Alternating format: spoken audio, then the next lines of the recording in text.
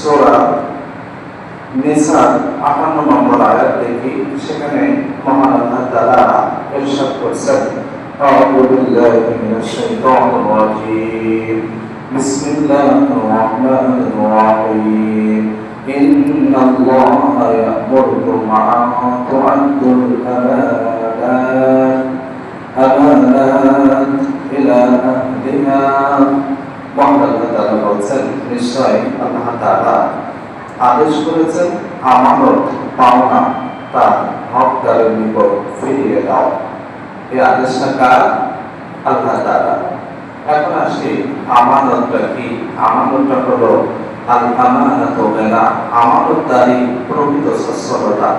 অর্থাৎ যিনি আপনার কাছ থেকে কিছু টাকা পয়সা নিয়েছেন, এরপরে যেই তারিখে নিয়েছেন এবং যেই তারিখে ফেরত দিতে চেয়েছেন, এই ফেরত দেওয়ার তারিখটাকে ঠিক রেখে এবং যা নিয়েছেন সঠিকভাবে সেটাকে পৌঁছায় দেওয়া, এটা হচ্ছে একজন আমানতদারের কাজ।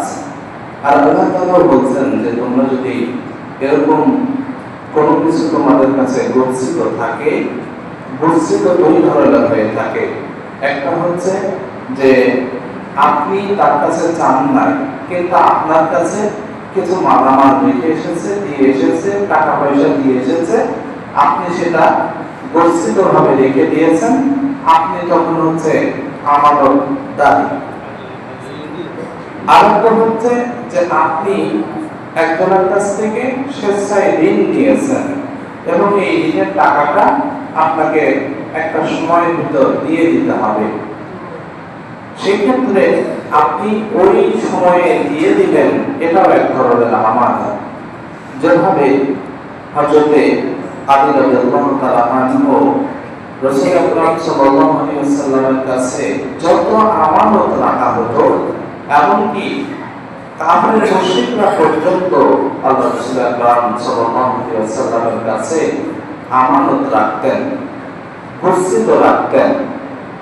পরবর্তীতে যখন রাসূল আকরাম সাল্লাল্লাহু আলাইহি ওয়াসাল্লাম হিজরত করে মক্কা থেকে মদিনায় যাবেন, ওই সময় তার কাছে যত আমানত ছিল, এই আমানতগুলো তিনি দেখলেন যে আমি যদি আল্লাহর নির্দেশে মক্কা থেকে মদিনায় চলে যাই আর আমার কাছে কাফের মুশরিকেরা এক বাক্যে আমাকে জানে আল আমিন, তিনি বিশ্বাসী, তিনি সত্যবাদী, অথচ আমি যদি এই আমানতগুলো সঠিক জায়গায় না দিয়ে যেতে পারি, তাহলে আমি রাসূলের উপর একটা অবিশ্বাস সাধারণ মানুষের ভিতরে জন্মায় যাবে।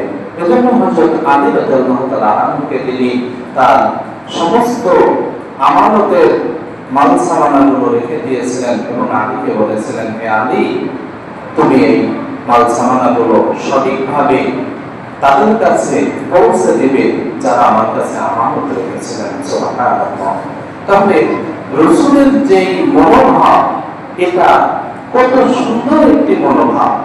কিন্তু আমাদের সমাজে এরকম দেখা যায় যে আপনি কোনোভাবে কারোর টাকা পয়সা ধন দৌলত আপনার কাছে আছে, আপনি কায়দা কৌশলে এই টাকা পয়সা অথবা জমির দলিল এটাকে যে কোনো ভাবে নিজের ভিতরে কব্জা করে নেওয়ার প্রচেষ্টা, এরকম মানুষ আছে না? না আছে না?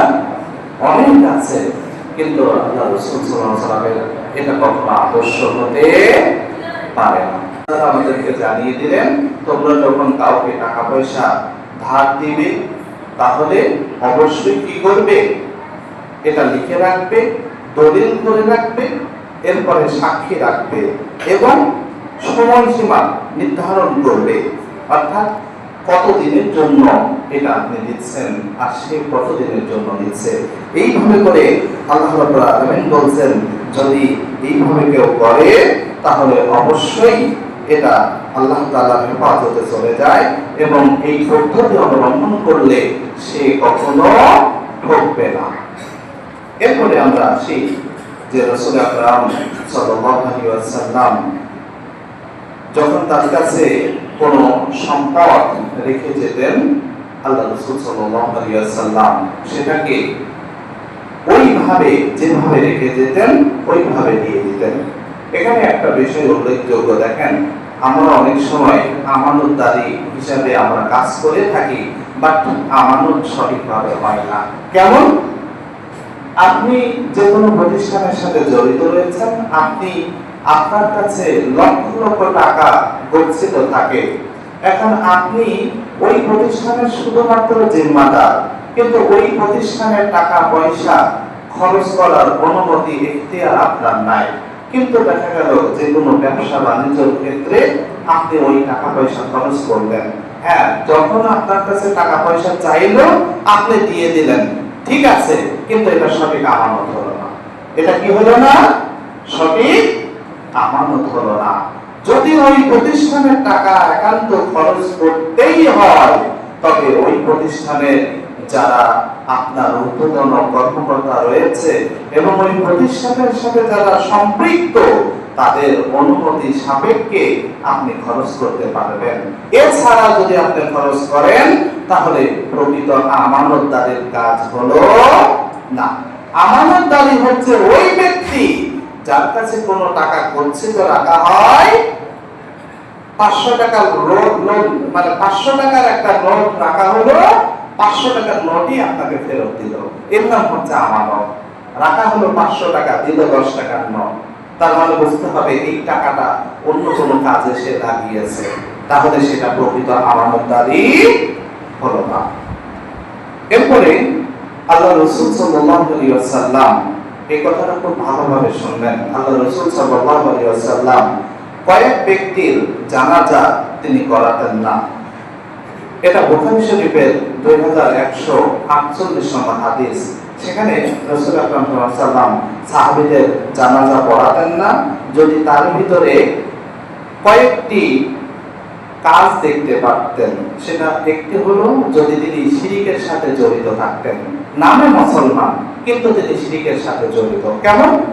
আপনার স্ত্রীর সন্তান হচ্ছে না, একটা ছাগল নিজে আপনি দরবার শরীফে দরবারের পীরের নামে জবাই করে চলে আসলেন, আর পীর সাহেবের কাছে বললেন আমার সন্তান যেন হয়, এটা কি শিরক হলো না? এরপরে এই ধরনের অনেক শিরক রয়েছে, এই শিরকের সাথে যারা জড়িত আল্লাহ রাসূল তাদের জানাজা করতেন না। এরপরে অহংকারী ব্যক্তি যারা, তাদের জানাজা আল্লাহ রাসূল করতেন না। আর 3 নম্বর হচ্ছে গনিমতের মাল যারা আত্মসাৎ করত, তাদের জানাজা আল্লাহ রাসূল করতেন না। আর 4 নম্বর হচ্ছে যে ব্যক্তি ঋণগ্রস্ত অথচ এই ঋণ তিনি পরিশোধ না করে গরিবি করে, এই ব্যক্তির জানাজা আল্লাহ রাসূল করতেন না। এটা বুখারী শরীফের সহিহ হাদিস, আপনারা দেখতে পারেন নেটে সার্চ দিয়ে 2148 নম্বর হাদিস।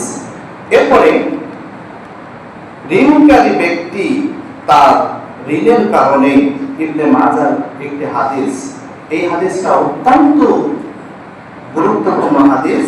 মুমিন ব্যক্তি তার ঋণের কারণে ঝুলন্ত থাকে যখন না তার পক্ষ থেকে এটা পরিশোধ করা হয়। অর্থাৎ আপনি কারোর কাছে ঋণ করেছেন, আপনার কাছে 1 টাকা পান, তবু তো সে পায়, তাহলে আপনি যদি এই অবস্থায় মৃত্যুবরণ করেন আপনার রূহটা ঝুলন্ত অবস্থায় থাকে। এর চেয়ে আর কোন দুঃখ আছে যে আপনি ঋণ করেছেন, ঋণ পরিশোধ করছেন না, আপনি মারা গিয়েছেন, আপনার রূহটা ঝুলন্ত অবস্থায় আছে। এইবার চিন্তা করে দেখেন, ঋণ যদি আপনি করেই থাকেন, আপনার কাছে কোনো পাওনাদার যদি টাকা পেয়ে থাকে আর এটা যদি আপনি পরিশোধ না করেন, আপনার মৃত্যু হলো, আপনার রূহটা ঝুলন্ত থাকলো, তাহলে জীবনের সোনা নাই মাটি। আপনি এত কিছু অর্জন করলেন, কিন্তু আপনার ঋণের কারণে আপনার রূহটা ঝুলন্ত থাকলো, তাহলে আপনার জীবনটা সোনা নাই মাটি। এজন্যই আজকে থেকেই রাত্রে চিন্তা করবেন আপনার কাছে কে পাওনাদার, কে টাকা পায়, আপনি নিজে তার কাছে পায়ে হেঁটে দিয়ে আসবেন। আর না দিয়ে আসলে আপনি যে কোনো সময় মৃত্যু তো গ্যারান্টি নেই। এরপরে রাসূল আকরাম সাল্লাল্লাহু আলাইহি ওয়াসাল্লাম বুখারী শরীফের আরেকটা হাদিস 2232 নম্বর হাদিস, এই হাদিসের মধ্যে আল্লাহ রাসূল বলেছেন, হযরত আলী রাদিয়াল্লাহু তাআলা আনহু থেকে বর্ণিত, তিনি বলেন, আল্লাহ রাসূল সাল্লাল্লাহু আলাইহি ওয়াসাল্লাম ইরশাদ করেন, যে ব্যক্তি ঋণ গ্রহণ করেছে কিন্তু তা পরিশোধ করার ইচ্ছা পোষণ করেনি, সে ব্যক্তি আল্লাহর দরবারে চোর সাব্যস্ত হয়ে উপস্থিত হবে, আর তোমাদের মধ্যে সেই উত্তম যে ঋণ পরিশোধ করে। এই দুইটা হাদিস যদি আপনারা মনে রাখেন, আমার মনে হয় না আমি সহ আপনারা কখনো ঋণ করে গরিবিসি করবেন। একটি হাদিস হচ্ছে যে ঋণ করে মারা গেলেন রুহুটা ঝুলন্ত থাকলো, আর 2 নম্বর হাদিস হচ্ছে ঋণ করে মারা গেলেন হাসরের ময়দানে আল্লাহ আপনাকে চোর সাব্যস্ত করে উঠাবেন। আমরা এখানে যারা বসে আছি, আমি সহ, আমি দাঁড়িয়ে আছি, এখন যদি একজনকে বলা হয় ওই কোনায় ওই ব্যক্তি, আপনি দাঁড়ান, আপনি হচ্ছেন চোর, আচ্ছা বলেন দিদি, ওই ব্যক্তিটা এই এতগুলো মানুষের মধ্যে যদি আমি বলি যে আপনি দাঁড়ান, আপনি চোর, তাহলে ওই ব্যক্তি কি প্র্যাকটিসে লাগবে না? তো কিয়ামতের ময়দানে লক্ষ লক্ষ কোটি কোটি মানুষ থাকবে, তার মধ্যে যখন আপনাকে চোর বলে আল্লাহ তাআলা ডাকবেন, আপনার অবস্থাটা কেমন হতে পারে? এই জন্য ঋণ, 1 টাকা ঋণ করার আগে কয়েকশো বার ভেবে দেখবেন ওই ঋণটা আপনি দিতে পারবেন কি না। যদি না দিতে পারেন, ভিক্ষা করে খাও, ভালো কাজ, তবে ঋণ করা ভালো কাজ না। মহান আল্লাহ তাআলা কোরআনের এই কোরআন ও হাদিসের এই কথাগুলো সুন্দরভাবে বোঝা এবং বাস্তবে আমল করার তৌফিক দান করুন। সকলে বলি আল্লাহু আমিন। ওয়া আলহামদুলিল্লাহি রাব্বিল আলামিন। আসসালামু আলাইকুম ওয়া রাহমাতুল্লাহি ওয়া বারাকাতুহু।